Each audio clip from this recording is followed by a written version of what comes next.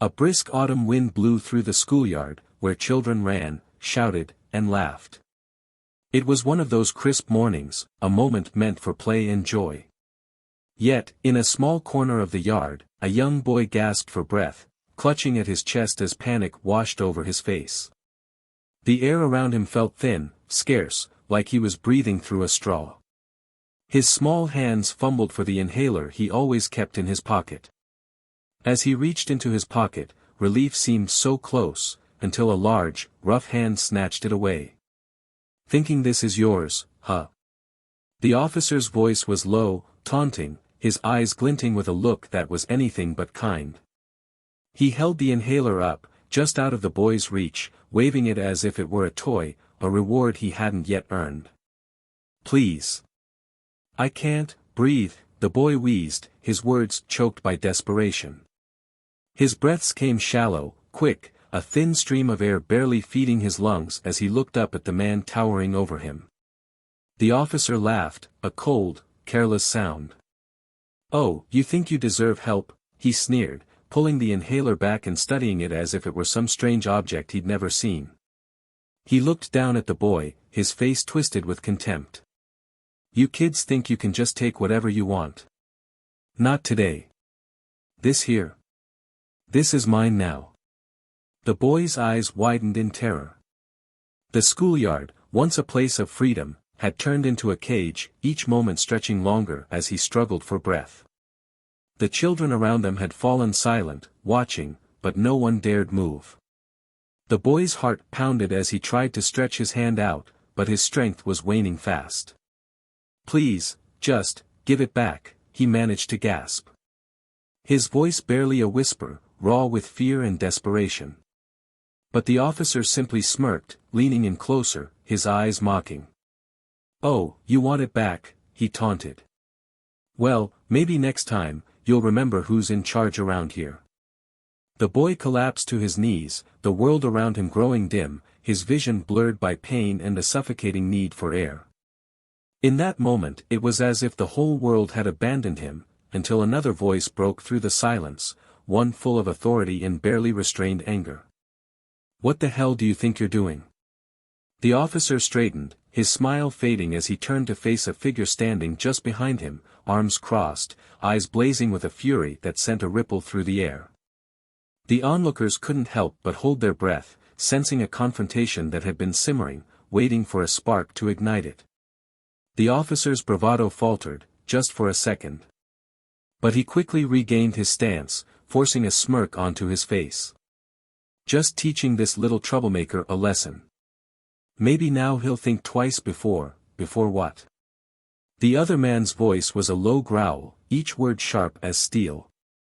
"Before he tries to breathe." The officer laughed, an empty sound that echoed around them. "You're overreacting. Kid needs to learn some respect."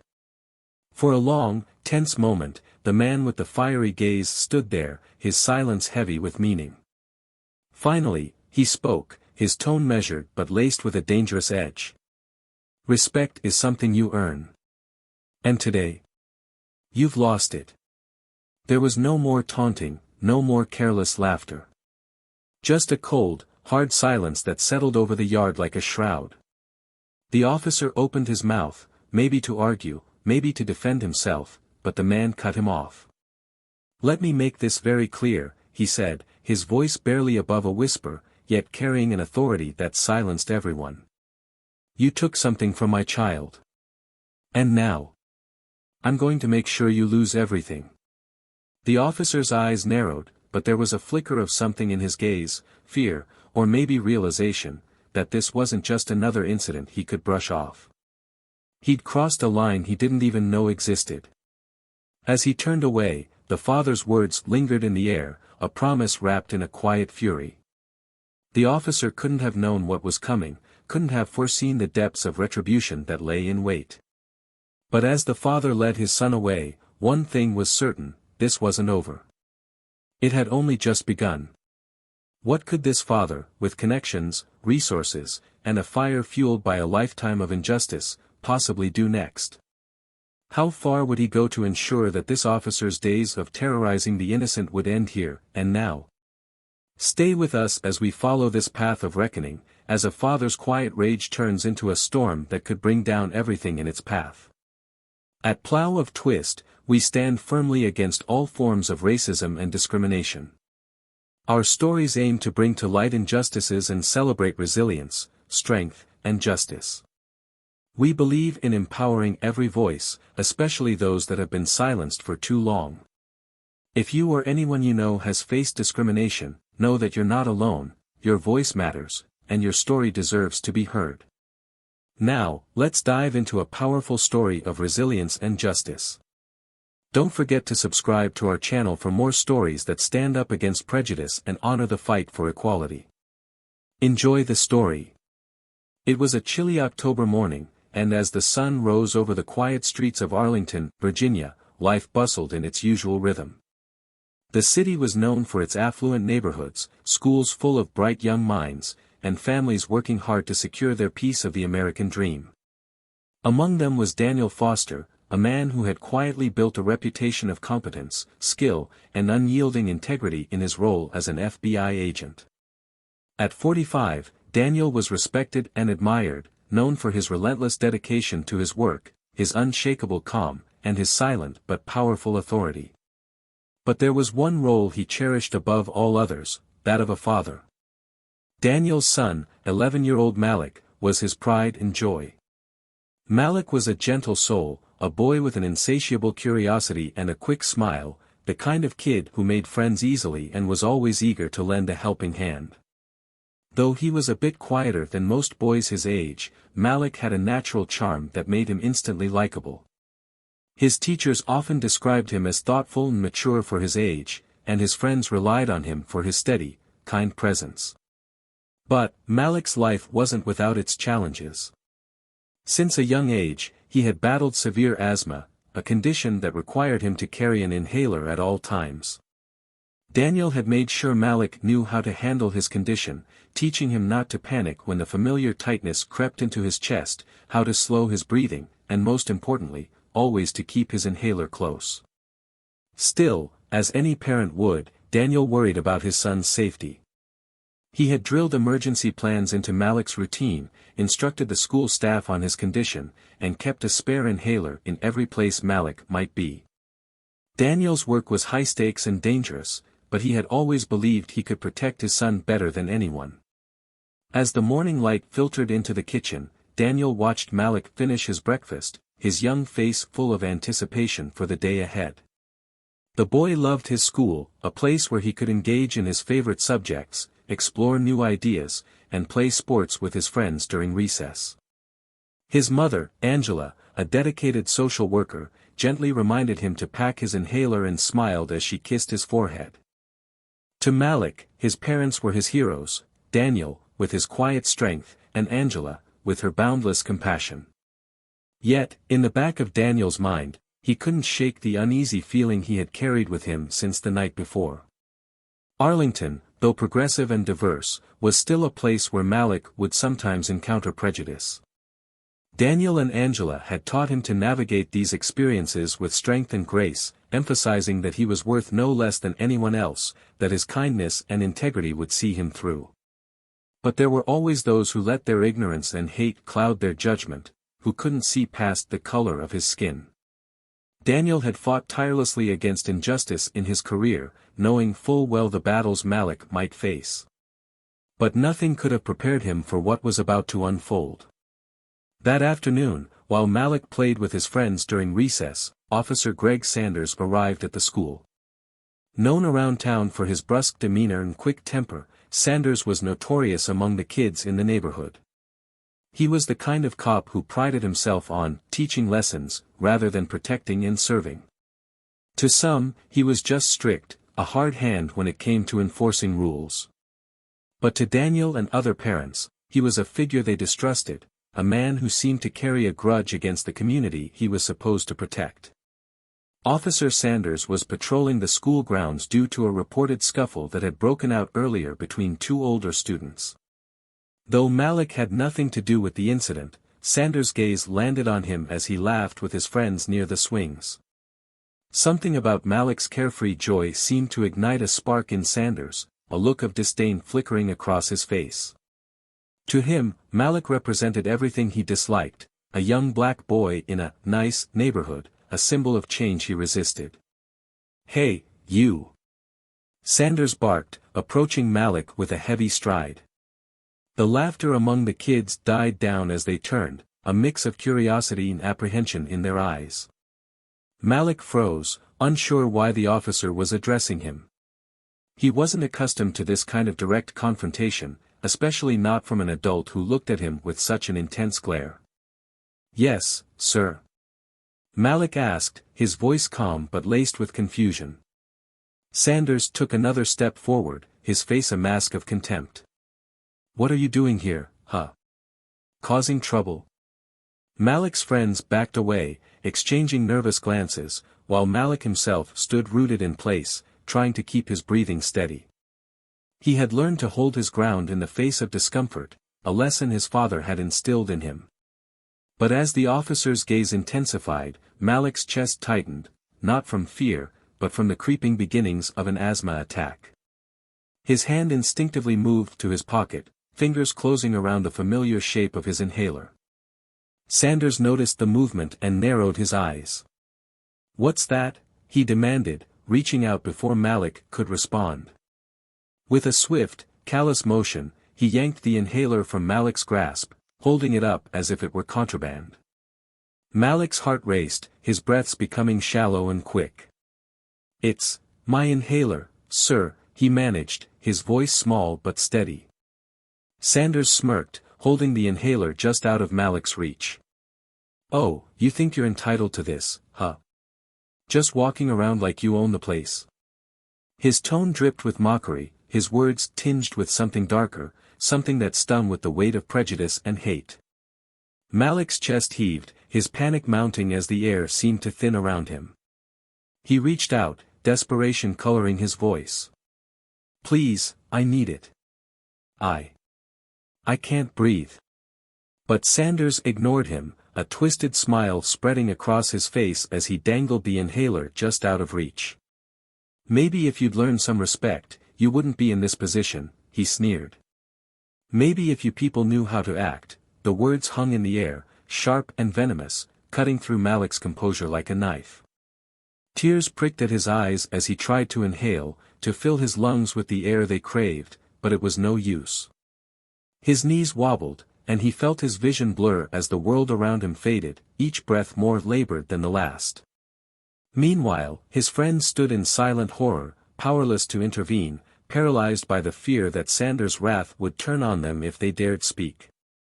In that endless moment, Malik felt utterly alone, trapped beneath the weight of an authority that held no mercy, no understanding, just cruelty. At that same time, Daniel was working on a case at the FBI office downtown. His phone buzzed on his desk, a message notification from the school, but he missed it, deep in a file on his screen. It was only later, during a brief break, that he picked up his phone and read the message. His face hardened, his hands trembling ever so slightly as he processed the words. The message was brief, clinical, a notification about an incident with Malik and a police officer on school grounds. But there was something in the way it was phrased, something that sent a chill down Daniel's spine. Without a second thought, he grabbed his coat and left the office, his mind racing with dread. Malik had always been a brave kid, resilient in the face of challenges, but Daniel knew that even the strongest could falter under the weight of fear and injustice. He had seen it happen to others, he had fought it all his life. But this time, it was his son. As he drove, his mind swirled with anger, fear, and an overwhelming need for answers. Malik had faced hardships before, but never had he been directly threatened, never had he been forced to feel so vulnerable, so powerless. Daniel's chest tightened as he imagined what his son might have endured, the thought almost too much to bear. He didn't yet know the full extent of what had happened, but he knew one thing for certain: whoever had done this would answer for it. By the time Daniel arrived at the school, his resolve had hardened into something fierce, something unbreakable. He was no longer just a father, he was an agent with the power to fight back, a man with connections, resources, and a fire ignited by a lifetime of witnessing injustice. He would find out what had happened to Malik, and he would ensure that no other child would have to endure the same. In that quiet school hallway, as Daniel stood waiting for answers, one thought pulsed through his mind with unrelenting intensity: no one would get away with hurting his son. No one. And whatever it took, however long, he would see that justice was served.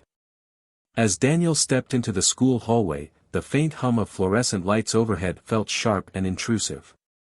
The walls, usually adorned with cheerful student artwork and motivational posters, seemed bleak and cold in that moment. His footsteps echoed with an intensity that matched his resolve as he walked purposefully toward the principal's office, where he'd been told Malik and Officer Sanders were waiting. Each step forward only intensified his thoughts. What had happened?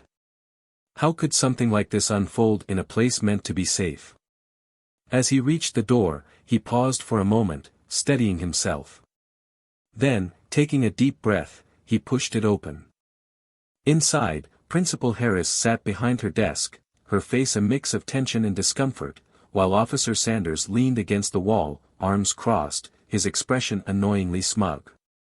Malik sat in a chair, looking down at his hands, his small shoulders hunched as if trying to disappear into himself. Daniel's heart ached at the sight of his son, the brightness usually so vivid in Malik's eyes now dimmed by shame and confusion. It took everything in him to keep his voice steady, his face calm.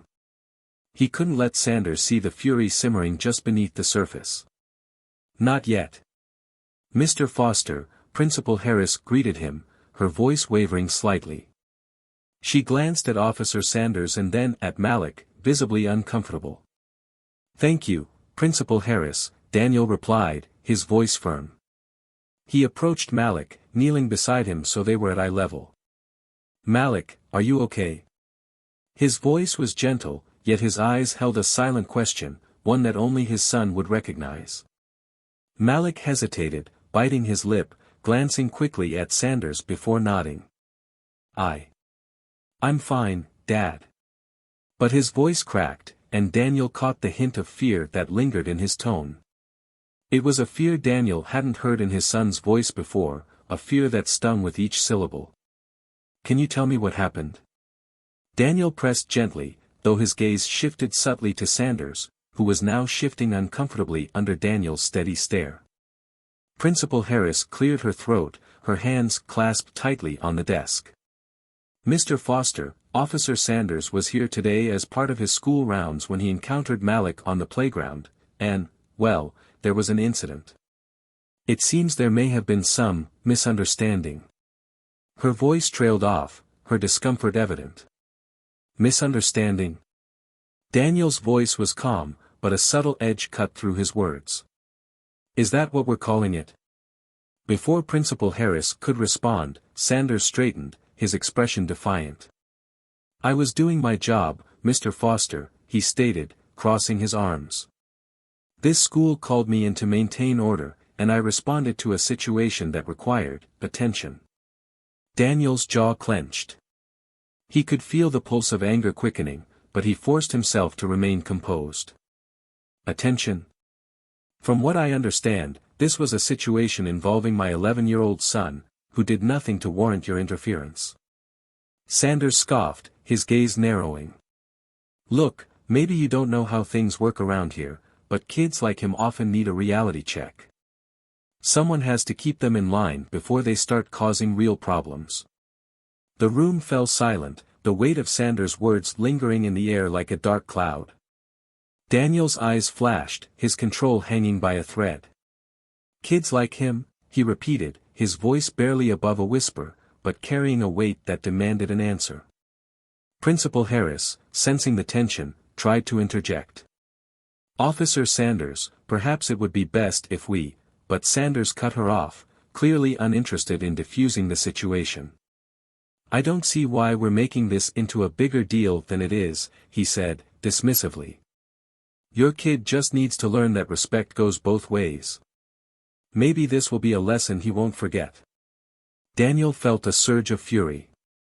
His entire body was tense, every fiber urging him to respond, to unleash the anger he felt for what this man had put Malik through. But he knew this wasn't the time or place to let his emotions take over. Instead, he took a deep breath, drawing on years of training to stay in control. "Principal Harris," he said, turning to the visibly distressed principal, "I would like to speak to you privately, if that's possible." Principal Harris nodded quickly, grateful for a way to defuse the situation. "Of course, Mr. Foster. Officer Sanders, if you don't mind giving us a few moments." Sanders shrugged, pushing off the wall with a dismissive look. "Fine. I have other places to be anyway," he muttered, brushing past Daniel as he left the office. The door closed behind him with a faint click, leaving a strained silence in the room. Once Sanders was gone, Daniel turned to Principal Harris, his voice softer, but no less intense. "I need you to tell me everything, Principal Harris. My son's well-being is at stake here, and I need to understand what he went through today." Principal Harris sighed, rubbing her temples as she spoke. "Mr. Foster, I'm deeply sorry.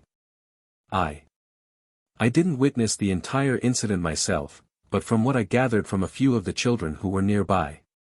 Officer Sanders confiscated Malik's inhaler and made some inappropriate comments. When Malik became visibly distressed, it was clear he needed medical assistance, yet Officer Sanders didn't seem to take it seriously. By the time staff intervened, Malik was already struggling to breathe. Daniel listened, his hands clenched tightly, his expression one of barely restrained fury. His heart pounded with a mixture of fear for what Malik had endured and a fierce determination to ensure Sanders faced consequences. He turned to Malik, his voice gentle once more. "Son, if you're up to it, I'd like you to tell me what happened. I want to make sure this doesn't happen again, not to you, not to anyone." Malik looked at his father, his eyes filled with an overwhelming sadness that tore at Daniel's heart. He hesitated before speaking, his voice small. "I was just playing with my friends, Dad. And then Officer Sanders came over and started yelling at me. I didn't understand why. He took my inhaler and he said I needed to learn respect. I couldn't breathe, and I thought he was going to give it back, but he just kept holding it." Daniel's hands shook as he reached out, placing a reassuring hand on Malik's shoulder. "You did nothing wrong, Malik," he said, his voice steady. "You did everything right. This is not your fault." Principal Harris looked away, clearly shaken. "I'm sorry, Mr. Foster," she whispered. We've had complaints about Officer Sanders before, but nothing like this. I never imagined." Daniel's gaze hardened. "Imagine it now, Principal Harris. Because this isn't just a one-time event. It's a symptom of a deeper problem, one that's been ignored for too long." He took a breath, his tone resolute. "And I promise you, this ends now." With that, Daniel stood, gently guiding Malik out of the office. His mind was already racing with plans, with the actions he would need to take to ensure that Sanders never had the chance to do this to anyone else. He knew that this would be a battle, a fight against a system that too often protected people like Sanders. But he was ready. For Malik, for every child who might one day face a similar injustice, he would see this through. As they walked down the hall, Malik looked up at his father, a hint of hope in his eyes. Are you going to stop him, Dad?" Daniel looked down at his son, his expression one of fierce determination. "Yes, Malik. I'm going to make sure he never hurts anyone again." They walked in silence for a few moments, the weight of the day heavy on both of them. But in Daniel's mind, a plan was already forming, a strategy that would make Sanders face the consequences of his actions. He would approach this the way he'd handled countless cases at the FBI, with precision, with patience, and with an unrelenting drive for justice. As they reached the car, Daniel paused, his hand resting on the door. This wasn't just about Sanders anymore, it was about sending a message, about standing up for something bigger than himself, bigger than Malik. It was about ensuring that justice wasn't just a word tossed around in legal circles, but a force that could reshape lives, protect the innocent, and bring down those who abuse their power. He opened the car door, glancing one last time at the school as if to seal his resolve. Malik climbed in, his expression uncertain but comforted by his father's quiet strength. As Daniel settled into the driver's seat, he felt a calm wash over him. He would find a way to make this right, to make Sanders understand the gravity of what he'd done. And when the time came, when everything was in place, Sanders would realize that he'd picked the wrong child, the wrong father, and the wrong family to try and intimidate. With a final look at his son, Daniel started the engine, already envisioning the steps he would take, the contacts he would call, the pieces he would set in motion. He could sense the storm building, could feel the weight of what was to come. And he knew, without a doubt, that justice was on its way, swift, unyielding, and inevitable. Daniel waited, his pulse steady but intense, each heartbeat a reminder of the journey that had led him to this moment. The quiet conference room at the police department felt stifling, almost claustrophobic, despite its expansive glass walls and minimalist decor. Outside, officers moved about, unaware of the confrontation that was about to take place behind closed doors. Sitting across from him was Captain Miller, the head of the precinct. He was a man of 50-something, with graying hair and eyes that held years of weary experience. He'd seen countless complaints and disciplinary hearings, but something about Daniel's presence today had put him on edge. The tension was palpable, and even Miller, usually unshakable, seemed to sense that this was no ordinary case. "Mr. Foster," he began, his voice measured, "I want to assure you that we're taking your complaint seriously. Officer Sanders has been temporarily suspended pending an investigation." Daniel's gaze remained steady, unyielding.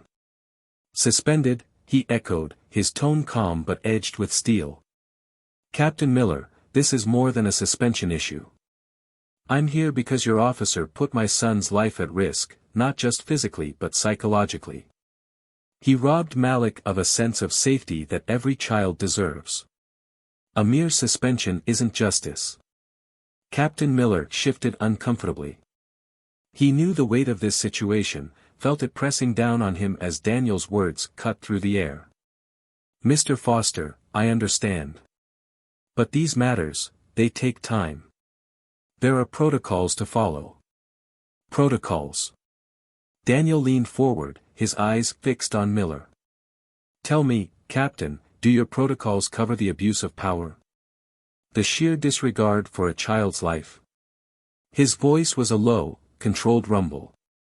"This isn't just about Malik. How many more children have to endure that kind of humiliation before something changes?" The door opened abruptly, and Sanders entered, his face a mask of irritation.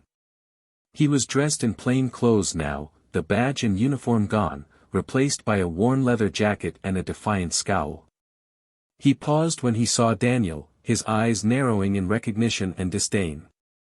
He threw a casual nod at Miller but ignored Daniel, his posture reeking of arrogance. "Captain, I thought we were keeping this between ourselves," Sanders said, his tone laced with irritation. "This is the father of the boy you confronted, Officer Sanders," Miller replied, a note of warning in his voice. "And he has every right to be here." Sanders rolled his eyes. "Fine," he muttered, slumping into the chair across from Daniel. "I don't see why we're all making a big deal out of this. The kid's fine, isn't he? Maybe this will be a lesson for him about respecting authority." Daniel's composure cracked, his eyes blazing with a fury that he barely managed to contain. He took a deep breath, forcing himself to stay calm, to keep control. "Respect is earned, Officer Sanders," he said, his voice cold and unwavering. "And you've done nothing to earn it. You abused your power, took pleasure in humiliating an 11-year-old boy who trusted you to protect him." Sanders chuckled, a hollow sound that echoed in the small room. "Look, I don't know what you're trying to accomplish here, Foster, but I did my job. The kid needed a reality check. You people are always blaming someone else for your problems." Miller's face tightened, a hint of discomfort crossing his expression, but he remained silent, observing the exchange. Daniel's gaze never wavered. "You people?" he asked, his voice dangerously quiet. "Is that what this is about, Sanders? You think you're justified because of the color of my son's skin?" Sanders leaned back, smirking. "I think a lot of things, Foster.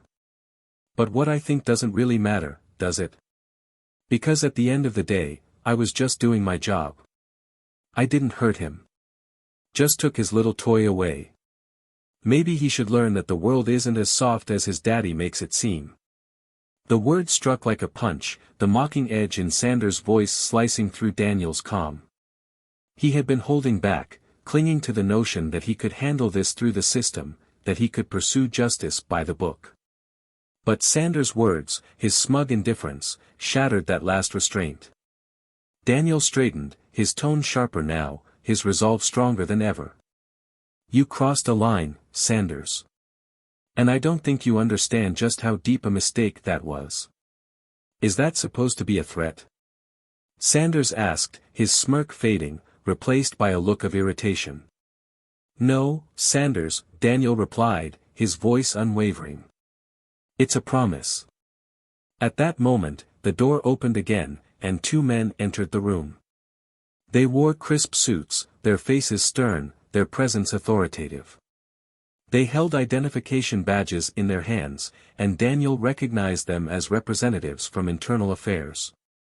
They were here because Daniel had reached out to the FBI's connections to ensure that Sanders' actions would be scrutinized to the fullest extent of the law. "Officer Greg Sanders," one of the men said, his tone formal.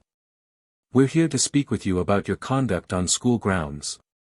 Sanders' smirk faded, replaced by a flicker of surprise. "Wait, what? You're with Internal Affairs?" The agent nodded. "We've been informed of an incident involving an excessive use of authority and a violation of standard procedures in the handling of a minor. We'll need to ask you a few questions." Sanders shot a glance at Miller, his confidence faltering. "Captain, you can't be serious. This is overkill. I didn't do anything wrong." Miller's expression was unreadable. He looked at Sanders, then back at Daniel, who remained calm, composed, and unmoving. "Officer Sanders," Miller said finally, his voice tinged with disappointment, "if there's been a misunderstanding, I'm sure Internal Affairs will sort it out. But until then, I suggest you cooperate." Sanders opened his mouth to argue, but the agent from Internal Affairs cut him off. "This isn't optional, Officer Sanders. Please come with us." For the first time, a flicker of fear crossed Sanders' face. He shot Daniel a look filled with resentment and fury, his composure unraveling as he was escorted from the room. His steps were reluctant, his protests weak, each one fading as he realized that his power, his control over the situation, was slipping away. As the door closed behind them, the room fell into silence. Daniel remained seated, watching the door as a sense of calm washed over him. It wasn't the end, he knew that. There would be more hearings, more investigations, more battles to fight. But this was the first step, a victory that had set the wheels of justice in motion. Miller cleared his throat, bringing Daniel's attention back to him. "Mr. Foster. I'm sorry. For what it's worth, I didn't realize. I didn't know that Sanders was capable of something like this." Daniel regarded him with a quiet intensity. "Maybe it's time to start looking a little closer, Captain. Because Malik isn't the only child who's been affected by this.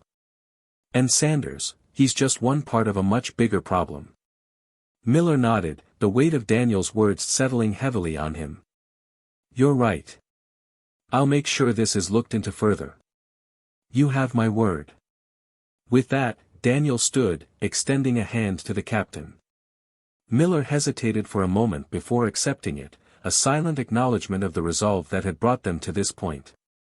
As Daniel left the precinct, he felt a strange sense of peace. It wasn't a victory, not yet. But it was the beginning of something, a reckoning that had been a long time coming. He knew there would be challenges ahead, that the road to justice was rarely smooth or simple. But he would face each obstacle, each fight, with the same unwavering resolve that had guided him this far. Back in the car, Malik sat quietly, waiting for his father. As Daniel slid into the driver's seat, he looked at his son, meeting his gaze with a steady, reassuring smile.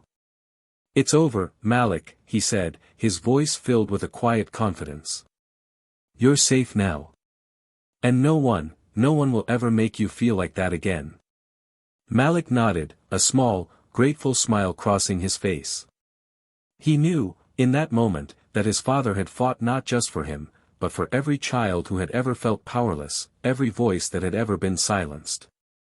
As they drove away, the city lights flickering in the distance, Daniel knew their journey was far from over. But with Malik by his side, and justice on the horizon, he was ready for whatever lay ahead. Daniel's car glided down the quiet city streets as he and Malik sat in silence, the weight of the day settling between them like a thick fog. Malik's gaze was distant, staring out the window, his expression shadowed with lingering fear and confusion. Daniel stole a glance at him, his heart aching at the sight of his son's small shoulders hunched under a weight no child should bear. Finally, Daniel broke the silence, his voice gentle. "Malik," he said softly, "I know this has been a lot to go through. I want you to know, I'm here. You can tell me anything." Malik hesitated, his fingers fidgeting with the edge of his sweatshirt. He took a deep breath, his voice barely above a whisper. "Dad, why did he hate me so much? I didn't do anything wrong." Daniel's grip on the steering wheel tightened, his knuckles widening. The question sliced through him, each word a reminder of the injustice Malik had faced, of the cruelty that had stolen his son's innocence in one harsh, humiliating moment. He searched for the right words, for a way to explain the inexplicable. "Some people," Daniel began slowly, choosing his words carefully, "see differences as something bad instead of something to be respected or celebrated. They let their fear and ignorance turn into hate." He paused, his eyes softening as he looked at Malik. "But that hate, it has nothing to do with you, Malik. You didn't deserve any of it." Malik's eyes filled with tears, and he looked down, his voice choked. "But it felt like he was punishing me, Dad. Just for being there. I felt so helpless." Daniel pulled the car over, unable to keep driving with the depth of Malik's pain spilling out like this. He turned to face his son fully, his voice thick with emotion. "Listen to me, Malik. That man wanted you to feel powerless because that's what people like him thrive on. But you are not powerless. You have a voice, and you have people who love you and believe in you. Don't let his hate take that away from you."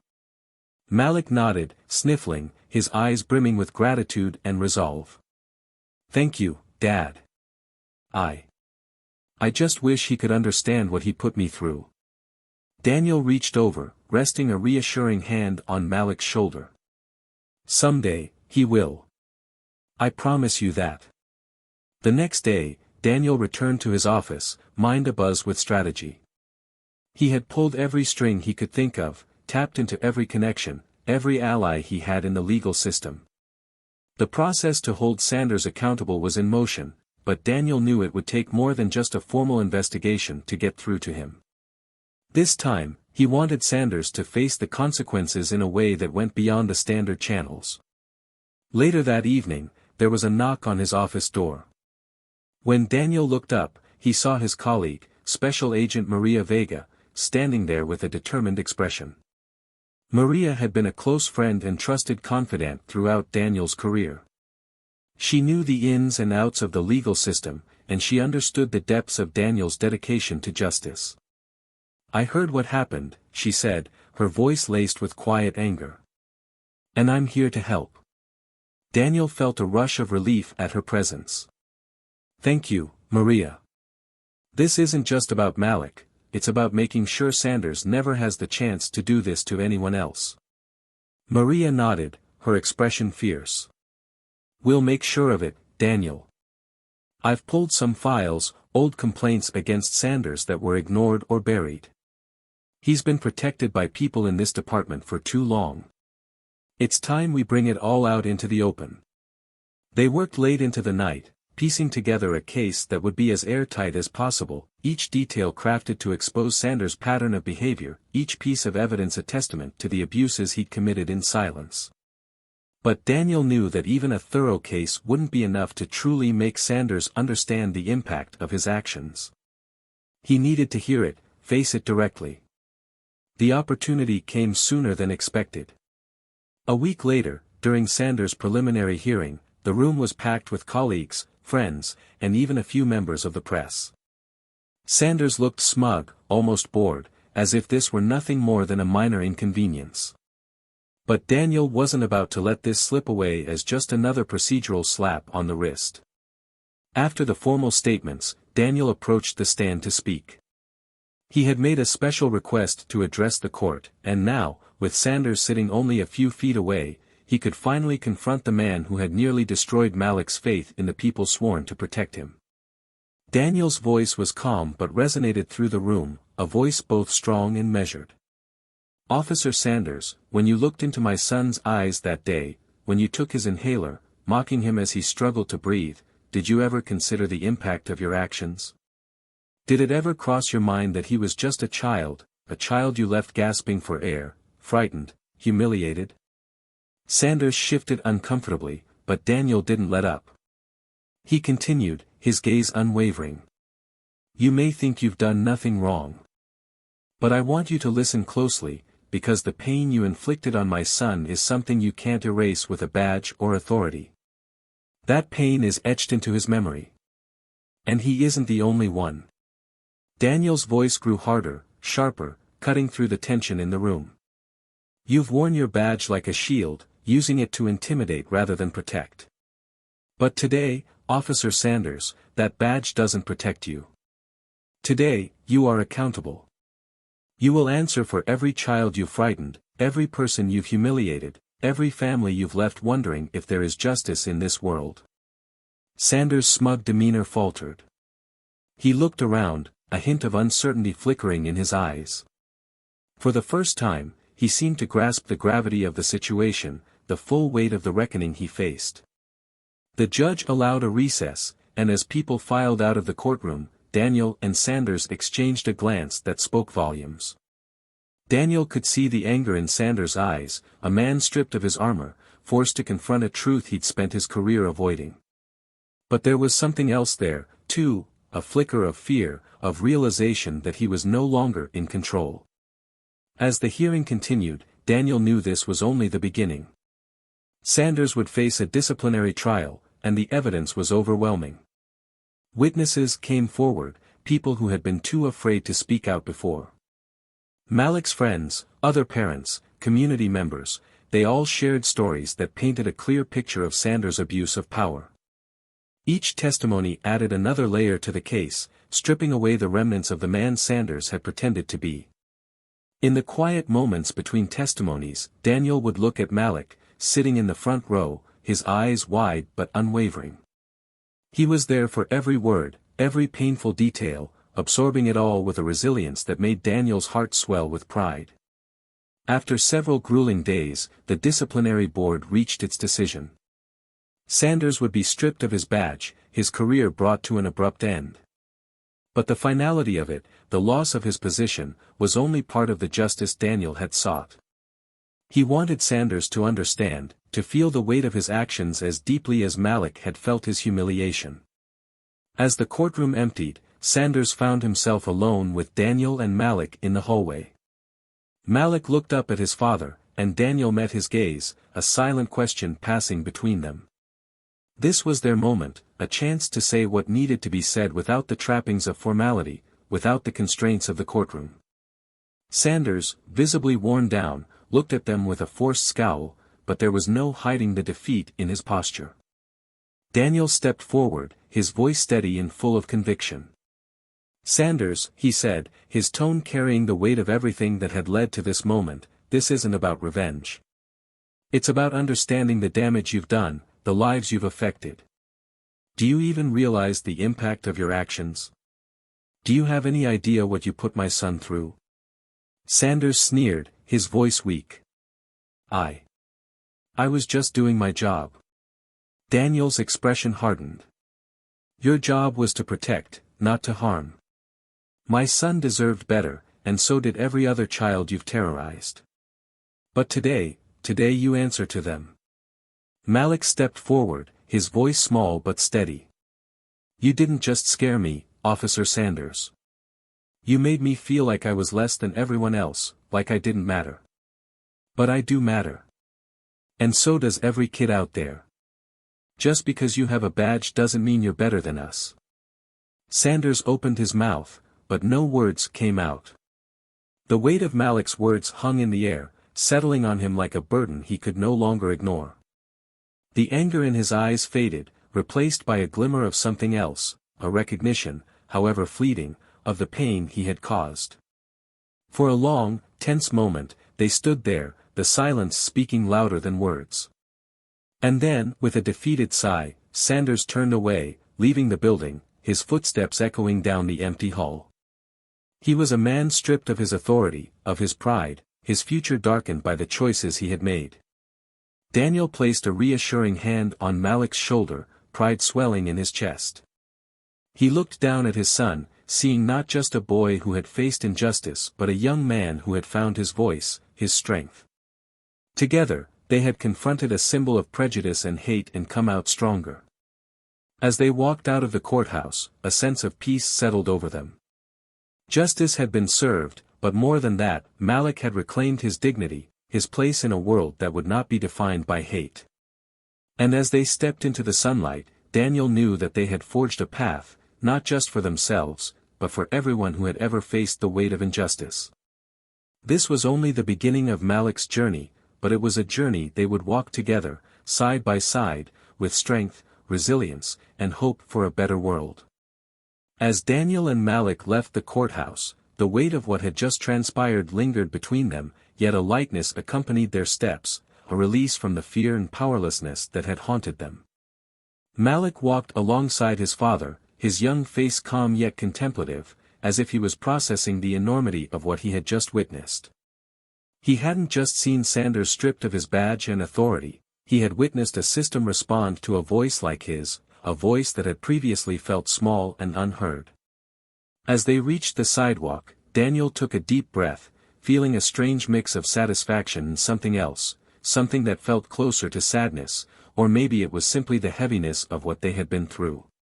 He glanced at Malik, studying his son's profile in the late afternoon light, and wondered what kind of impact this experience would have on him in the long run. Would he become more resilient, stronger? Or would the scars of that day at school linger, shaping his perspective on authority and trust? Malik broke the silence, his voice soft but steady. Dad, do you think he'll ever understand what he did? The question took Daniel by surprise. He had been ready to reassure Malik, to tell him that they had done everything they could to bring Sanders to justice, that they had proven a point. But Malik's question was different, deeper, one that reached beyond the courtroom's verdict. Daniel thought carefully before answering. I don't know, son. Sometimes, people are so wrapped up in their own beliefs, in their own fears and biases, that it blinds them to the harm they cause. But maybe this will make him think. Maybe he'll finally see things differently. Malik nodded, processing his father's words. I hope so, he murmured. Because I don't want anyone else to feel like that, like they're invisible or don't matter. The simplicity of Malik's words struck Daniel. His son had articulated something that even he, in all his years of law enforcement, had struggled to put into words. Daniel realized then that Malik wasn't simply seeking justice, he was searching for change, for a shift in the way people like Sanders viewed the world. And it wasn't just about punishment or revenge, it was about ensuring that no one else had to suffer in the same way. Over the next few days, the story spread, reaching news outlets and sparking debates in the community. Some saw Sanders' dismissal as a victory, a sign that prejudice and abuse of power would no longer be tolerated. Others, however, questioned whether the punishment had gone too far, whether Sanders, despite his actions, deserved a second chance. This reaction stirred mixed feelings in Daniel, creating a moral dilemma he hadn't anticipated. As much as he wanted to believe in the justice system, he couldn't ignore the voices asking for Sanders' redemption. One evening, as they were having dinner, Malik looked up, his expression thoughtful. "Dad, some kids at school said their parents thought Sanders deserved another chance. Do you think that's true?" Daniel paused, taking in his son's question. He had never shied away from discussing complex issues with Malik, but this conversation felt especially significant. "That's a tough question, Malik. I believe people can change if they truly want to. But change has to come from a place of understanding, from acknowledging the harm they've done. Without that, giving someone another chance might just mean giving them another opportunity to hurt someone else." Malik absorbed his father's words, frowning slightly. "So, do you think Sanders is sorry?" Daniel sighed. "I honestly don't know. He's lost his job, his reputation, but regret doesn't always mean understanding. Sometimes people regret the consequences, not the actions that led to them." The two sat in silence, a shared sense of contemplation filling the room. Daniel could see the wheels turning in Malik's mind, the way he wrestled with the conflicting feelings of relief and empathy, of justice and forgiveness. And as he watched his son, he felt a surge of pride mixed with a deep, almost aching hope that Malik would grow up believing in a world where justice and compassion could coexist. A few weeks passed, and life slowly returned to a semblance of normalcy. Malik went back to his routine, yet Daniel could see subtle changes in him, a maturity, a newfound resilience. He seemed more thoughtful, more aware of the people around him, especially his classmates who might feel marginalized or overlooked. It was as if the experience had opened his eyes, deepening his empathy in a way that both comforted and saddened Daniel. He wanted his son to be strong, but he also wanted to protect his innocence for as long as possible. Then one afternoon, Daniel received an unexpected phone call. It was from a mutual acquaintance who mentioned that Sanders was looking for an opportunity to speak with him privately. Daniel's first instinct was to refuse. The idea of sitting down with Sanders, after everything he had put Malik through, felt almost unbearable. But as he thought about Malik's question, about whether Sanders could ever truly understand, Daniel wondered if this conversation might be the final step in bringing true closure to the situation. Later that week, Daniel found himself in a small coffee shop, waiting as Sanders walked in, looking worn and defeated. The man who once wore his arrogance like armor now seemed almost broken, his posture slumped, his expression downcast. He spotted Daniel and hesitated before approaching the table, his steps slow and uncertain. Daniel met his gaze, his face unreadable. "Sanders," he greeted, his tone calm but firm. Sanders nodded, swallowing nervously as he sat across from Daniel. For a moment, they both sat in silence, the tension between them almost tangible. Finally, Sanders cleared his throat, his voice rough. "Thank you for meeting with me," he began, his gaze flickering down to the table. I know I'm the last person you want to see right now." Daniel remained silent, waiting, giving Sanders the space to say whatever he had come to say. I messed up," Sanders continued, his voice wavering. "I let my anger, my own issues get in the way. I didn't think about the impact it would have on your son, on you, on everyone. I know that sounds hollow now, but," he trailed off, struggling to find the words. Daniel's expression softened slightly, though his gaze remained steady. "Why did you do it, Sanders? Why did you feel the need to humiliate a child?" Sanders looked away, shame coloring his face. "I don't know," he admitted quietly. "Maybe I thought I was teaching him a lesson, maybe I was just angry at everything. I saw him there, laughing with his friends, and I don't know, something in me just snapped." Daniel's jaw clenched, a wave of anger surging within him, but he forced himself to stay calm. "You let your hate, your prejudice, cloud your judgment. You wanted to feel powerful, didn't you?" Sanders flinched at Daniel's words but nodded. "Yeah," he whispered. I wanted to feel like I was in control, but I realize now that it was just wrong. I know that. And I'm sorry, Mr. Foster. I'm truly sorry. There was a long silence, the kind of silence that holds the weight of painful truths and hard realizations. Daniel searched Sanders' face, looking for signs of sincerity, for any indication that this apology was more than just an attempt to salvage his pride. Apologies are easy to say, Sanders, Daniel replied, his voice measured. But do you understand what you took from Malik? You stole his innocence, his sense of safety. You took a child's trust and shattered it. That's not something that an apology can fix. Sanders nodded, his face crumbling. I know. I don't expect forgiveness. I just wanted you to know that I'll carry this with me, for the rest of my life. Losing my badge, my career, it's nothing compared to knowing that I hurt a kid, that I let my own darkness turn me into someone I don't recognize. For the first time, Daniel felt a flicker of pity, a recognition of the brokenness in the man before him. He didn't excuse Sanders' actions, and he knew that his apology couldn't undo the harm. But he also understood that, in that moment, Sanders was grappling with his own demons, facing a painful truth that might just be the start of something new, a chance for genuine change. I hope you mean that, Daniel said quietly, his tone softening slightly. Because if you don't take this as a wake-up call, if you don't use this to become a better person, then all of this will have been for nothing. Sanders looked up, his eyes filled with something that resembled gratitude. I will. I know I have a long way to go, but I'll make this right, somehow. Daniel nodded, though he remained cautious. Good. But remember, this isn't about redemption for you. It's about making sure that no one else has to suffer because of your mistakes. With that, he stood, leaving Sanders to sit alone in the coffee shop, lost in thought. As Daniel stepped out into the cool evening air, he felt an odd sense of release. It wasn't forgiveness, and it wasn't closure in the traditional sense. But it was a step forward, a reminder that, sometimes, justice didn't have to be a clear victory or a complete defeat.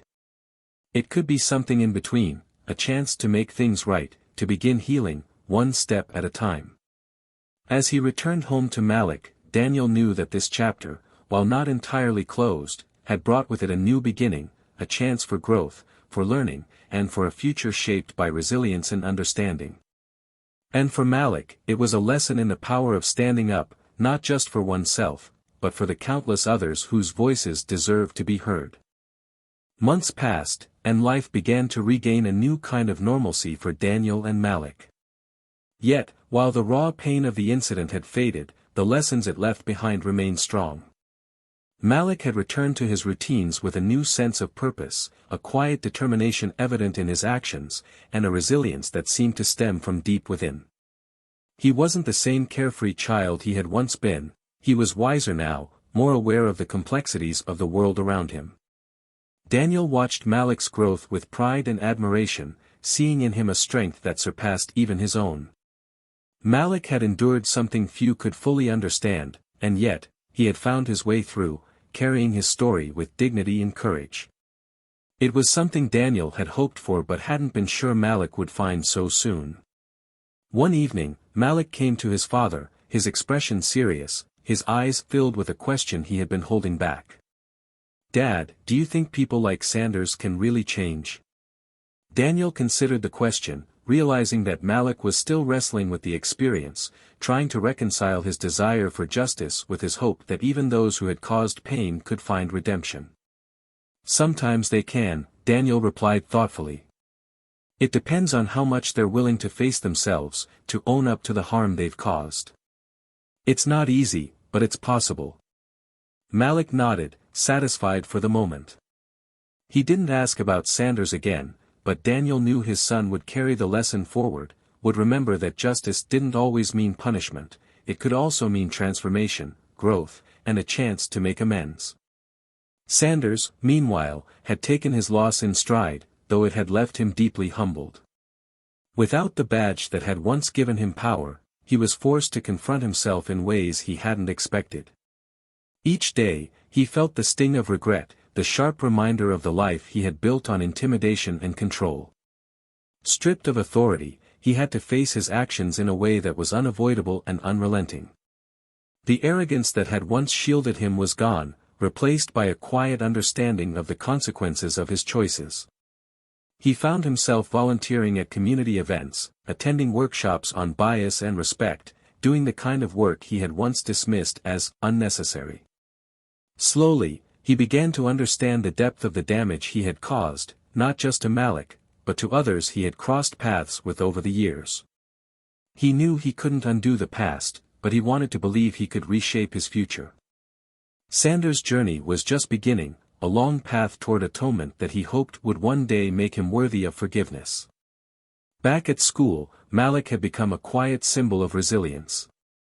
His peers respected him, and some even came to him with their own stories, their own fears and struggles. He listened to them, offering support in a way that surprised even him. He had learned the power of his voice, of standing up, not just for himself, but for others who might feel unseen or unheard.